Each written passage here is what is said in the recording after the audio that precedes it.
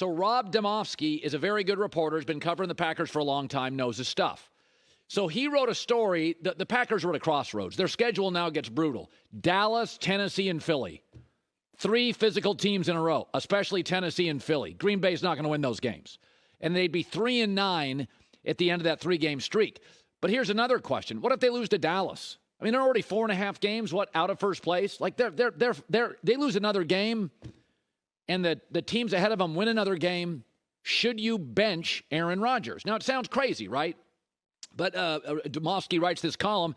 He talks to Mike Tannenbaum, a former general manager in the league, and he brings up some good points, which is you have to play Jordan Love once they're eliminated. At the end of the day, the guys running the organization have a responsibility for the next decade. They're not going to win the title this year. Hey, Aaron, we're benching you. The alternative, he comes back, and they trade Jordan Love to a team like the Falcons, 3rd-round pick, and Jordan Love is a consequential starter in the league for 10 years.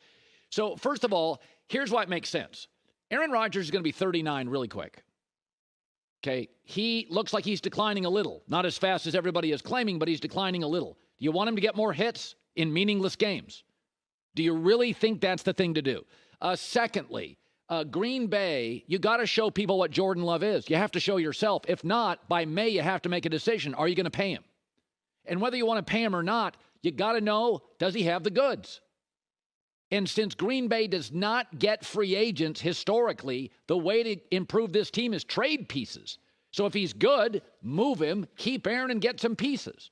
This team needs an infusion of young, cheap players. Because if you think they're cash-strapped now, next year, Aaron Jones, running back, $20 million cap hit. David Bakhtiari, left tackle, huge cap hit.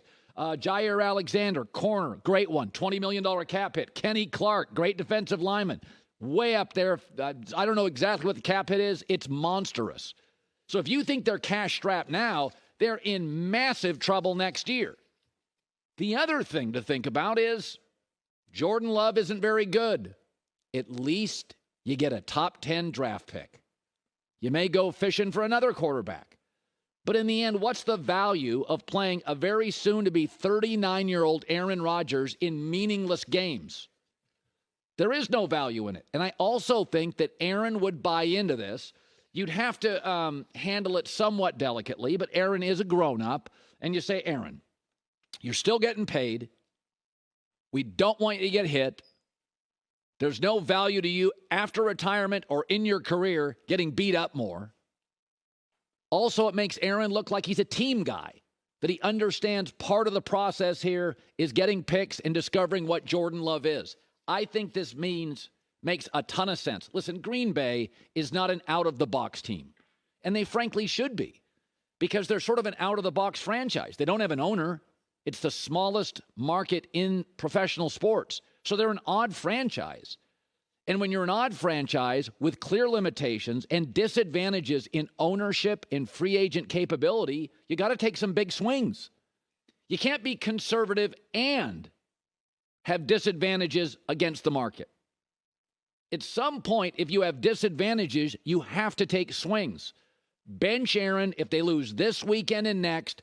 I suspect they will. Let Jordan Love face Philadelphia. Let Jordan Love, is he any good? If he is, trade him, get picks. It's not about moving off Aaron. It's about sitting Aaron for a brief time, seeing what you got with a kid. And you and I know there's a lot of desperate teams every year, 7 or 8, even some good teams that may consider moving off a quarterback. They want to see what they have with Jordan Love. Very good column, very interesting idea, and I am here for it. Philadelphia is the last unbeaten team in the NFL. And we do this over and over and over again. We fall in love with regular seasons, but we know that in all sports, hockey's crazy. Number 1 seeds get beat all the time in hockey by 8 seeds. We know this to be true, that regular season NFL is different than playoff NFL. The pressure's different, the experience is different, the intensity is different, the weather is different, but we fall for it. So now everybody's into Philadelphia. But I was reading a story this morning where an NFL executive said in the NFC, he said, I could see the Eagles being a one and done. They haven't gone 15 rounds with anybody. Are they battle tested? So let's look at recent history, and it's fascinating. So let's look at all pro sports, just pro sports. Dodgers this year were not only the best regular season team, they had a run differential of plus 334. It's one of the most dominant regular season teams in baseball history. 111 wins. Could not get out of the first round. Dominated by the Padres, a team they dominated.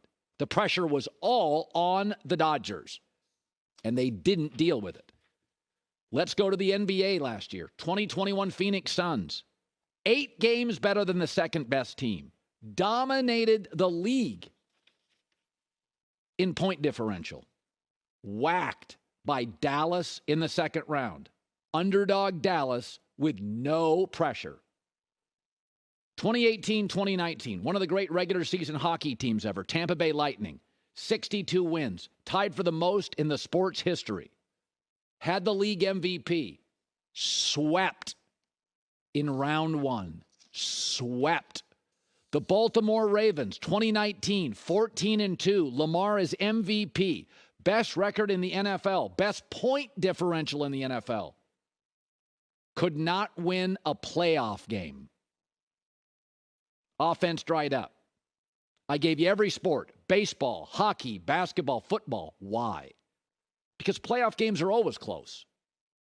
Secondly, the pressure's overwhelmingly on favored teams, especially if they're undefeated, record-setting, dominate the sport. Dodgers, Tampa Bay Lightning, Baltimore Ravens.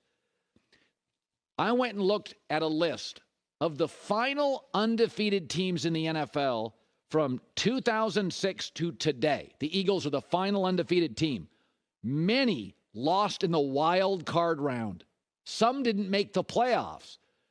I had to go to 2006 to find the Peyton Manning Colts for the last undefeated team. They went 9-0 to win a Super Bowl. Many were knocked out early. Everybody knows there's the regular season and then there's the postseason. Everything changes. Kyle Shanahan against Nick Sirianni. Who's your pick? Jalen Hurts against Brady. Who's your pick? It's not that I don't like Philadelphia, but dominating regular seasons can create overconfidence and apathy. And a lot of times they're based on, like in football, who have you played? Monday Night Football, Minnesota, Philadelphia. It was in Philadelphia. They played the Cowboys, against Cooper Rush in Philadelphia. Look at their wins. They've dominated bad teams. Now, I think Philadelphia has earned the right to be called the number 1 team in the league. But we have history and recent history, and nobody would dispute that dominating regular season teams, it doesn't mean anything. Even in the NFL last year, home field advantage didn't mean anything. The Titans had a bye and home field lost. Packers had a bye and home field lost. It is a different game with different weather and different pressure. Just something to consider. Hi, everybody. Thanks for watching. Subscribe here to get the latest from the show. Also, be sure to check out more of the best clips from The Herd or go watch a few segments from other shows on FS1.